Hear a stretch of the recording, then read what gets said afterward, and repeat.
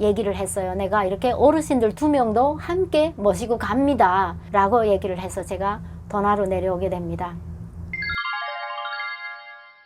내가 도나에 내려와서 그때까지만 해도 그래도 벌어난 돈도 있고 이러니까 경제적으로 조금 여유가 있었기 때문에 마음은 조금 많이 편했었고요. 그리고 사람이 경제적으로 쪼달리지 않게 되면 불안하기는 해도 그렇게 뭐 좀 서글프고 내 고향을 떠난 그런 아픔은 있었지만 경제적으로는 이제 그 쫓기는 이런 상황이 아니었기 때문에 그래서 이제 내려와서 제가 가게를 하나 얻어서 삶 장사를 시작을 하게 됩니다. 삶. 그러니까 하려고 해서 한 게 아니라 어느 날 이제 그 양강도 해산 쪽으로 이렇게 온 두 부부가 아침에 이제 물을 딱딱 떨어뜨리고 또 막 이게 정말 이제 그냥 강을 건너서 물을 막 떨어진 채로 이렇게 해서 이제 새벽에 저하고 맞닥뜨리게 되는데 그분들 이제 딱 보니까 아, 북한에서 혹시 오지 않았을까 이런 예감이 들어서 제가 물어봤어요.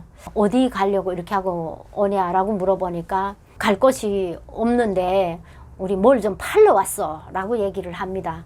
그래서 제가 제 가게로 데리고 들어갔는데 그분들이 산삼을 갖고 온 거예요. 산삼을. 그런데 무작정 이렇게 건너오면 어디다 팔려고 하냐. 그러니까 죽기 아니면 살기로 이렇게 오셨대요. 그래서 그분들이 요구하는 대로 제가 돈을 치르고 그게 진짜 산삼이든 아니든 일단은 그분들한테 필요한 건 돈이니까 그렇게 해서 저는 중국 땅에서 그게 인연이 돼서 삼장사를 했었습니다. 근데 그분들이 가져온 삶은 정말 가치가 있는 삶이었고요. 그게 제가 동북 삼성의 그 전문 삶이라든가 이렇게 한약재를 검증해 주는 곳이 있어요. 그러면 그곳에 가서 딱 검증을 하게 되면 진품이다라고 하게 되면 그 딱 올라가요, 그게. 그래서 그 검사를 하는 분이 한족인데 그분이 그 삶을 저한테 팔라는 거예요. 아, 그래서 이분이 자기한테 팔라는 거 보니까 이게 괜찮은 게 맞구나. 그렇게 해서 저는 삶장사를 하면서 옷장사 할 때보다 조금 쉽게 돈을 벌 수 있게 되는 거죠. 북한에서 오기도 하고 그 다음에 이제 그 사람들이 제가 돈을 부르는 대로 이렇게 잘 쳐주고 하니까 북한에서 자주 이제 돈이 될 만한 것들을 잘 가져다 주셨어요. 진짜 이제 곰열 같은 것도 갖다 주시고 이러면서 그래서 저는 그때 이제 그 한 번씩 한국 분들이 이게 장백산, 그러니까 백두산 쪽에 이제 관광을 왔다가 들리거나 이럴 때 그럴 때 이제 삶을 이게 권해드리고 하면 한국 분들은 이제 좋은 삶이면 돈을 잘 주고 사가셔요. 그리고 중국 땅에서 한족들이 조선 사람들이 이게 삶이 굉장히 장수식품이고 좋다라는 걸 알게 되면서 한족들이 오히려 중국 사람들보다 더 많은 돈을 주고 사 먹고 이렇게 하거든요. 그러니까 이게 물건만 좋은 게 있으면 파는 거는 뭐 아무 문제 되지 않았고 또 뭐 미국에 계시는 분들도 그렇고 이메일로 자 이렇게 좋은 삶이 들어왔습니다라고 하면 들어오시거든요. 그 들어오셔서 절에 중국에 체류하면서 호텔에 머무르면서 삶을 다 복용하고 그렇게 하고 이제 나가는 분들도 계시고요. 뭐 한국 돈으로 한 1억 정도는 벌었죠. 그러니까 한국에서 1억 하면 아무 돈도 아니지만 중국에서는 그 돈이요. 자, 한 달 월급이 500원이에요. 500원인데 내가 50만 원 정도를 갖고 있었으니 그 돈이게 되면 그래도 그렇게 뭐 평생 벌지 않고 살아도 아끼며 쓰고 살면 얼마든지 살 수 있는 돈이었죠. 그러니까 그렇게 갖고 있으면서 도나에서 이제 집을 하나 사고 그렇게 하고 그다음에 우리 같은 탈북자들은 항상 이제 위험을 대비해야 되니까 통장에 이제 돈을 갖고 있었어요. 이렇게. 그런데 언제라도, 그러니까 옆에 이제 있는 분들이 자꾸 한국에 관광 갔다 오고 뭐 자꾸 이렇게 하면서 야, 한국에 그 놀러 갔다 오자고 자꾸 얘기를 하는 거예요.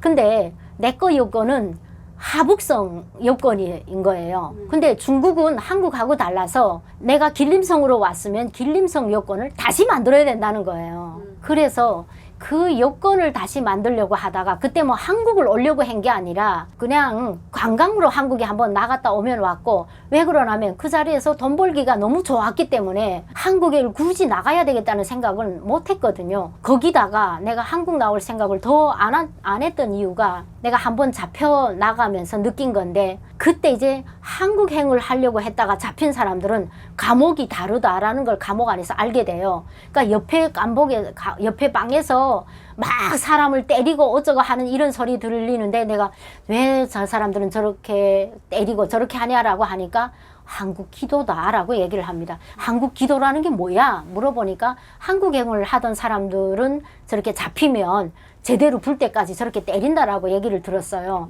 그리고 감옥 자체도 다르다라고 얘기했기 때문에 설사 이 다음에 내가 통일이 됐든 안 됐든 어떻게 해서 나갔을 때도 그래도 중국 땅에서 살다가 잡혔으면 그래도 자녀들한테 미치는 영향이 좀 덜하지 않겠나. 그리고 제가 중국을 넘어올 그때 당시 북한은 경제적으로 너무 열악한 환경이었거든요. 그때 90년대 중후반으로 가면서 북한의 간부들이 노골적으로 한 얘기예요. 한국에서 이때 칵 쳐들어오게 되면 아 북한은 꼼짝도 못할 건데 일주일도 못 버틸 건데 이건 간부들이 하는 얘기거든요. 이렇기 때문에 북한이 오래 못 갈 거다.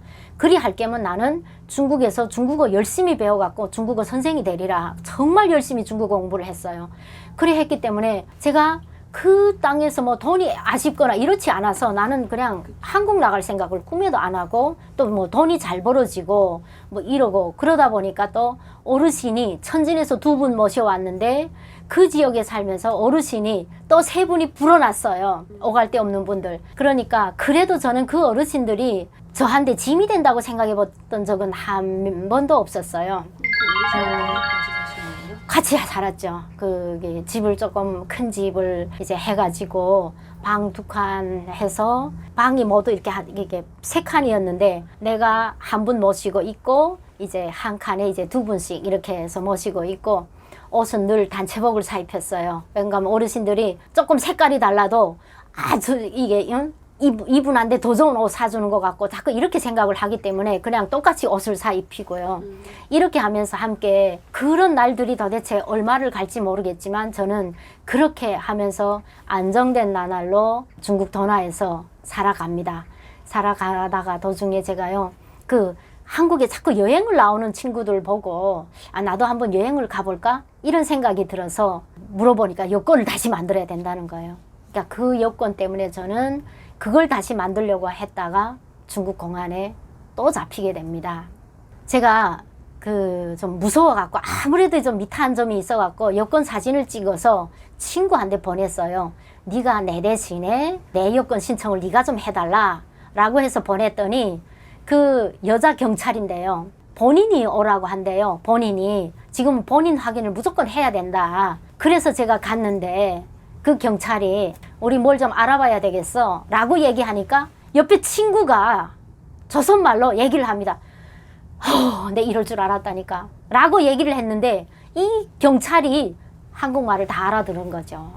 그래서 이 여자는 이 중국 경찰은 확실히 이게 문제 있는 여자구나 이걸 느끼게 된 겁니다. 그래서 제가 거기서 그냥 가방 하나 딱 들고 그냥 또 공안에 잡히죠.